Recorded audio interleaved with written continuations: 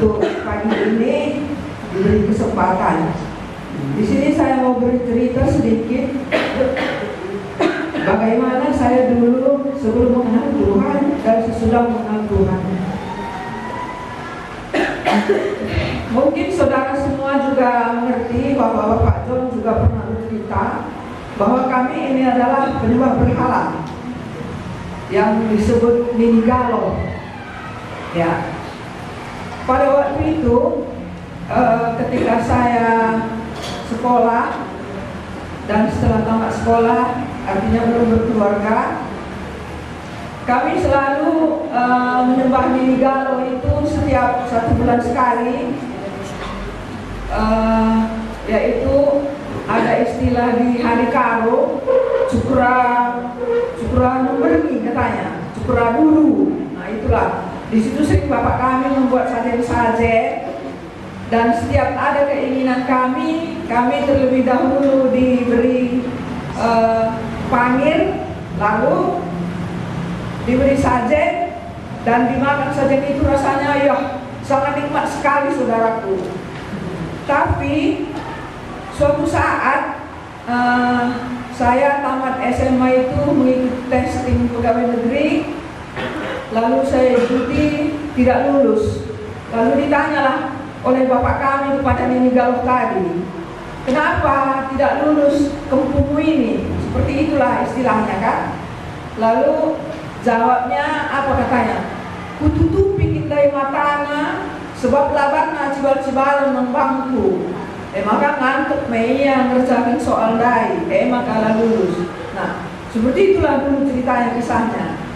Lalu setelah itu saya berumah tangga dengan Bapak Nelly, bertemu juga dengan mertua saya ini penyembah berhala.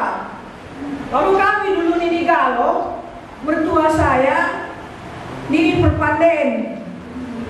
Jadi sudah bukan hanya matematika yang kuadrat, bukan. Saya juga sudah menyembah berhala secara kuadrat. Nah, jadi seperti itulah tingkatan kehidupan kami. Itulah singkat cerita. Lalu beberapa minggu yang lalu saya pergi ke Jawa mengunjungi anak saya. Lalu saya ketakutan. Bukan ini pertama sekali saya terbang dengan pesawat, sudah beberapa kali. Tetapi kemarin ini saya takut, betul-betul takut. Karena saya berpikir seperti ini, masuk ke dalam pesawat itu terkurung dan dikunci, walaupun banyak orang. Kok saya takut jatuh, mati. Itu yang saya pikirkan. Lalu saya berpikir seperti ini, saya pandangilah semuanya langit-langit pesawat itu. Lalu sama siapa nanti saya minta tolong? Ketakutan ini luar biasa, sampai saya sebenarnya menggetar, tapi saya diam karena anak saya juga seperti itu, si Nelly. Jadi tidak saya tunjukkan ekspresi saya itu. Nah, jadi itulah pikiran saya sebelum keberangkatan. Namun bersaat teduh saya pada saat itu, saya ditunjukkan firman Tuhan yang terdapat pada Mazmur 121 ayat 1 sampai 8. Dikatakannya di sana, aku melayangkan mataku ke gunung-gunung, dari manakah akan datang pertolonganku? Pertolonganku ialah dari Tuhan yang menjadikan langit dan bumi. Ia tidak akan membiarkan kakimu goyah, penjagamu tidak akan terlelap. Sesungguhnya tidak terlelap dan tidak tidur penjaga Israel. Tuhanlah penjagamu, Tuhanlah naunganmu. Tuhanlah naunganmu di sebelah tangan kananmu. Matahari tidak menyakiti engkau pada waktu siang atau bulan pada waktu malam.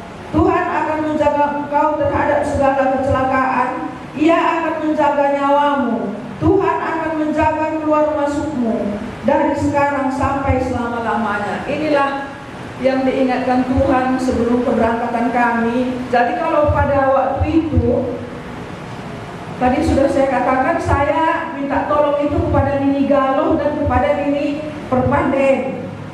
Tapi sekarang saya telah dibukakan Tuhan hati dan pikiran saya supaya minta tolong yang sesungguhnya itu adalah kepada Tuhan. Nah, jadi di sini saya tidak lagi meminta tolong kepada Nini Galuh tadi atau Nini Perpanden yang sudah saya percayai beberapa tahun lamanya secara kuadrat. Makanya saya sangat dikesankan sekali di sini bahwa aku melayangkan mataku ke gunung-gunung, dari manakah akan datang pertolonganku.